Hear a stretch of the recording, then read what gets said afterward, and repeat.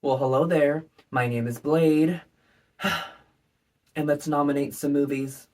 Yes, hello there. It is almost, it's not quite yet, but it is almost my favorite time of the year, which is where I get to talk about my favorite films from the previous year. Just a little fun thing I do here on my channel. So, to get you in the loop, if you're unfamiliar, I basically, instead of doing just like a regular little video where I give you like my top 10 films, like I just talk about them, I still do that, but I decide to do it in a fun way. I love paying attention to awards season, and I like, like guessing what's gonna win and like watching the winners. I love all of that. But, not everything gets to be included. Some things that I feel like should be included aren't included, and then some things are just like shunned out, and then other things maybe don't necessarily need to be included, but it's fun to like, it would be nice to see certain films and certain genres also get talked about in that like kind of awards context. So that is what I do. So basically, every year I just do a little thing called Blade's Best in Show. Just it's all just for funsies. It's not like I'm not really out here trying to like say my opinion is like a valid opinion per se. I just like to talk about my favorite films, but I like to get into the nitty gritty. I talk about my favorite films, like my favorite cinematography jobs, my favorite score, like acting performances, like all of it. Just like the Oscars or BAFTA or anything where there's all those categories. I do the same thing, but it's all just like my personal picks and favorites. So I can talk like praise the films that I want to praise and also expose them to, sometimes there's films that you might not have heard of, so that is kind of the gist of what's going on here.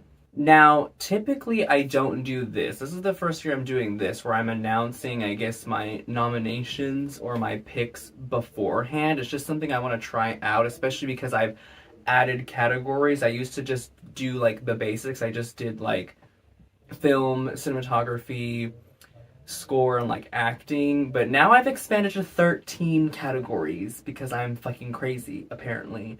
So I typically would just upload that video and like you would find out my picks in the moment, but I thought it would be fun to start doing the quote unquote nominations in a video beforehand, I guess, just so they're already out there. And maybe if like, this isn't a very highly viewed channel, but just in case, maybe there's something you want to catch up on and watch before we get to the actual thing.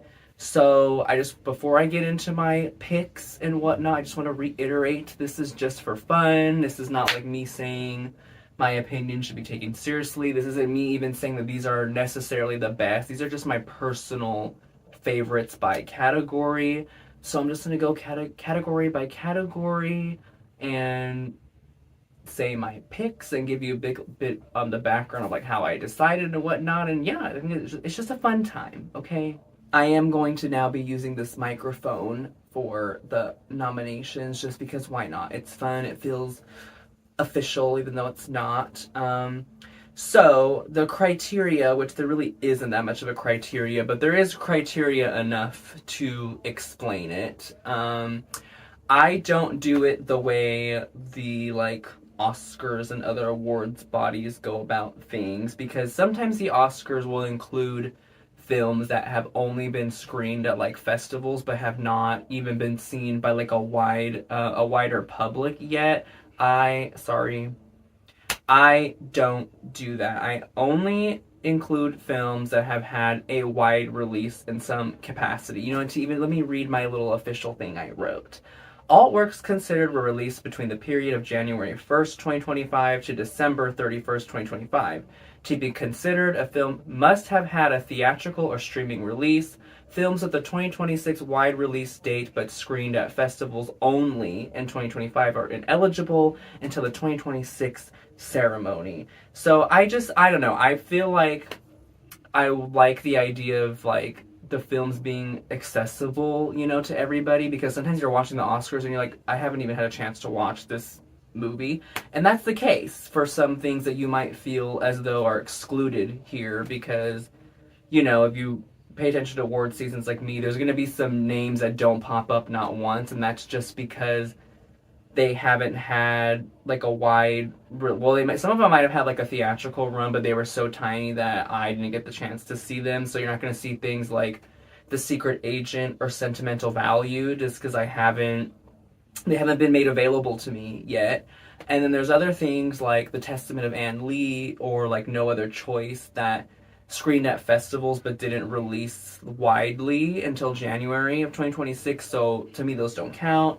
That's the criteria. Let's get into the categories. I've already said it enough, but I just want to remind one last time, this is just for fun, and these are just my personal favorite picks. Please don't scream at me. All right, first up, one of the new categories, which is Best Sound. This is recognizing the mixing of sound in a film, and I have chosen 6 films that I think, for me personally, were my favorite in sound design. The nominations are Black Phone 2, Good Boy, Marty Supreme, Sinners, The History of Sound, and Warfare. So those are my 6 picks. You'll have to tune in later to find out the winner, obviously, but those are my 6 picks. I feel like these all did a good job in the way the sound was mixed in the movie. I appreciate all of them, but there can only be one winner, and you'll have to stay tuned.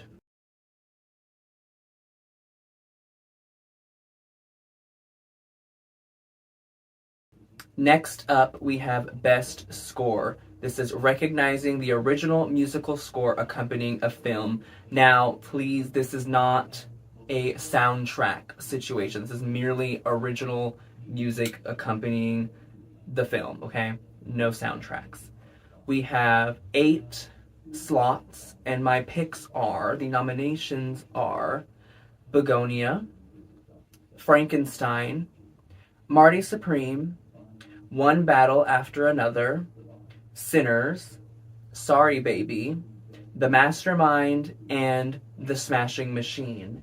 I think these are all great. They're all of different genres, even different musical choices, very ranging instrumentation, even different uses in the way they're used within the film. Appreciate all of them. There can only be one winner.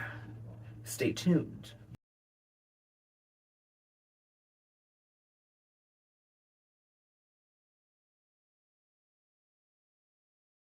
I think I'm gonna stop saying there can only be one winner. Stay tuned, because I'm gonna end up saying it 13 times. But nonetheless, let's move on to another new category, which is Best Editing. This is recognizing film editing, pretty self-explanatory. My nominations are, of which there is 6, and they are 28 Years Later, Black Phone 2, It's Never Over, Jeff Buckley, Plain Clothes, Silent Night, Deadly Night, and Twinless.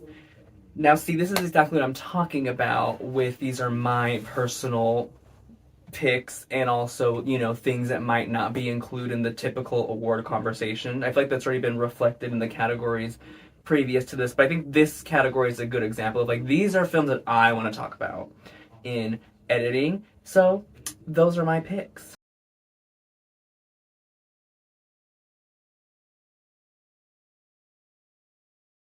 All right, next up we have Best Cinematography, recognizing technical craft and visual storytelling. There are 8 nominations, my picks, and they are Begonia, Die My Love, Sinners, Something Beautiful, The Last Showgirl, The Phoenician Scheme, The Mastermind, and Vanisher Horizon Scraper.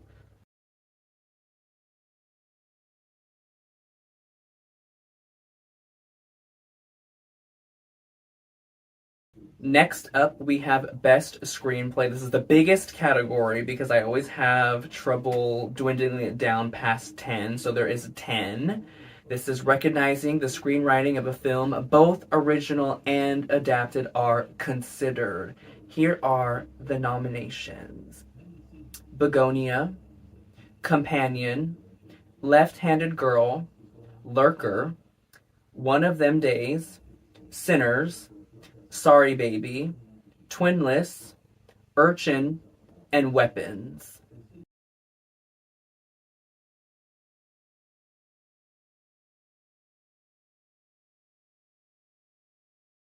All right, next up we have another new category that I'm very excited to be including, and that is Best Documentary. This is recognizing nonfiction film work, pretty self explanatory. There's only 5 in this category, and here are those 5. We have 2,000 Meters to Andreevka, It's Never Over, Jeff Buckley, The Alabama Solution, The Perfect Neighbor, and The Stringer, The Man Who Took the Photo. I also want to note that all of these documentaries are extremely accessible. They're 2,000 Meters to Andreevka is literally on YouTube through PBS, and then 2 of these, It's Never Over, Jeff Buckley, The Alabama Solution, are on HBO, and The Perfect Neighbor and The Stringer, The Man Who Took the Photo, are on Netflix. These are all very, I shouldn't say that. Anyways, these are all very important documentaries, I think. I think all of these are some really great filmmaking. That's why I picked them. But I just wanted to comment on them really quick and talk about how accessible they are, because I think documentary filmmaking gets very looked over. So do yourself a favor today and consider watching one, if not all of these films. They are very easily accessible. Like you could, and they're also timestamp wise very like you can sit down and watch this film tonight if you wanted to, and you should.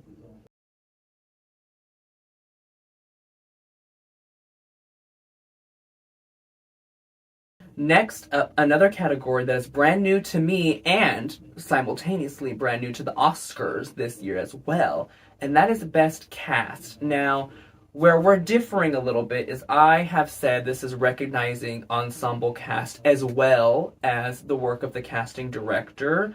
I think the Oscar angle is a little bit more focused on the casting director. I'm kind of trying to acknowledge both in one, like the work of the casting director to bring on all these people, but also the ensemble cast and their performances. There are 6 slots, and these are my picks: Bring Her Back, Left-Handed Girl, Sinners, The Long Walk, The Phoenician Scheme, and Weapons.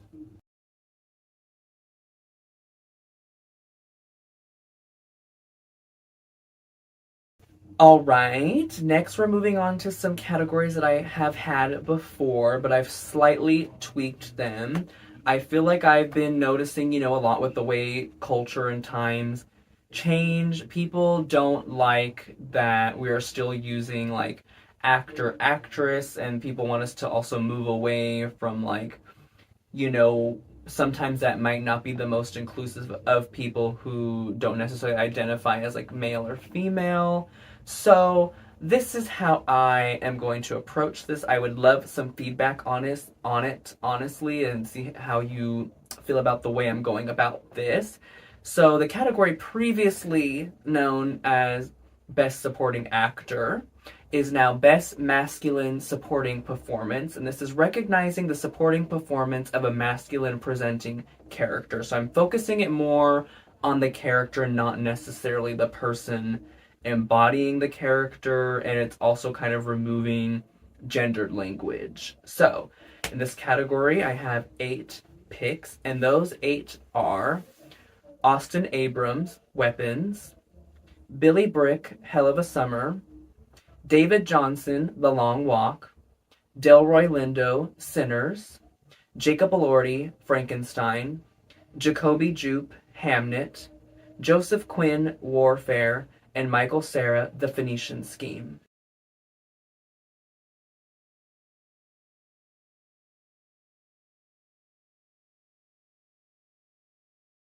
Moving on from that one, we are on to its sister category, Best Feminine Supporting Performance, recognizing the supporting performance of a feminine presenting character. Once again, 8 picks, 8 nominations, and those are Aisling Francoisi, Twinless, Amy Madigan, Weapons, Davine Joy Randolph, Eternity. Lily James, Finally Dawn. Naomi Aki, Sorry Baby. Tiana Taylor, One Battle After Another. Wunmi Musaku, Sinners. And Zoe Winters, Materialists.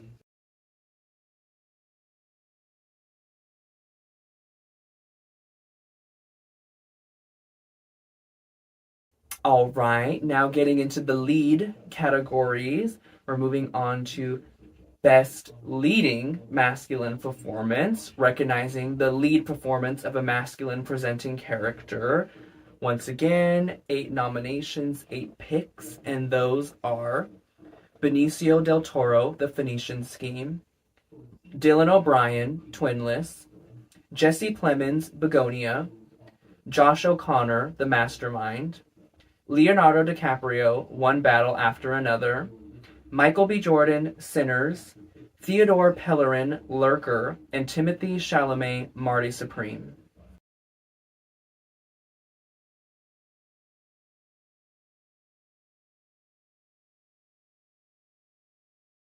All right, moving on to this one's sister category, Best Lead Feminine Performance. 8 picks. Those nominations are Emma Stone, Begonia, Ava Victor, Sorry Baby, Jennifer Lawrence, Die My Love, Jessie Buckley, Hamnet, Pamela Anderson, The Last Showgirl, Rose Byrne, If I Had Legs, I'd Kick You, Sally Hawkins, Bring Her Back, and Shin Yun Ma, Left-Handed Girl.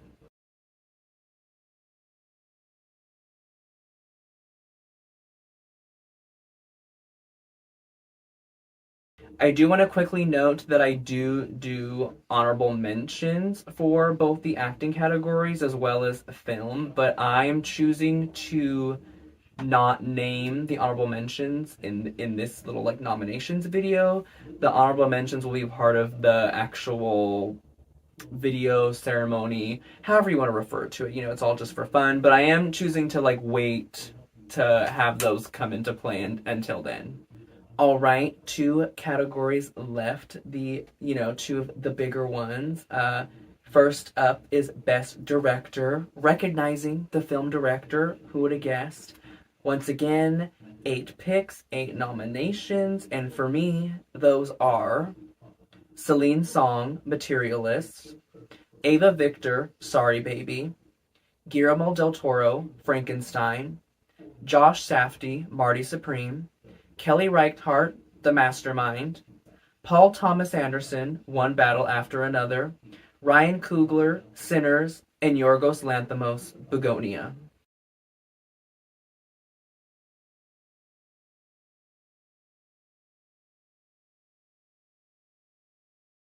All right, last up, the biggie, which is Best Film. I don't think I have to explain what that's recognizing. My list is a little bit different, I think, than some people's like year-end list, but hey, this is my little fun, quirky, stupid award show, so it's all these are my picks, okay? 10 slots, and those slots are Begonia, Companion, Frankenstein, Left-Handed Girl, Lurker, Materialists, Sinners, Sorry Baby, The Mastermind, and Twinless.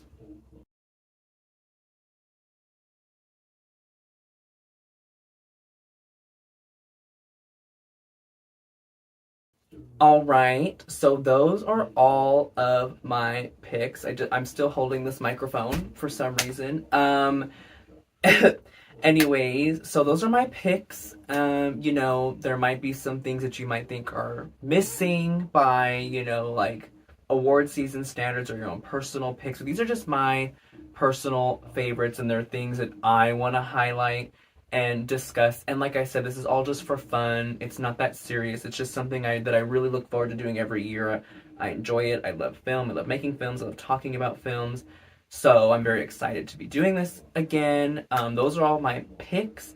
Now, in all those categories, I can only pick one, but I do want to celebrate all of them, which I will be doing on March 27th, the last Friday of March. Tune in to my channel, 12 o'clock Pacific Standard Time, noon, right and ready for your lunch break. Yeah, I will be picking my favorites of each category, telling you my favorite film of the year, and also highlighting some other things. I have some little things planned, and also telling you my honorable mentions. But yeah, this is just something I do for fun.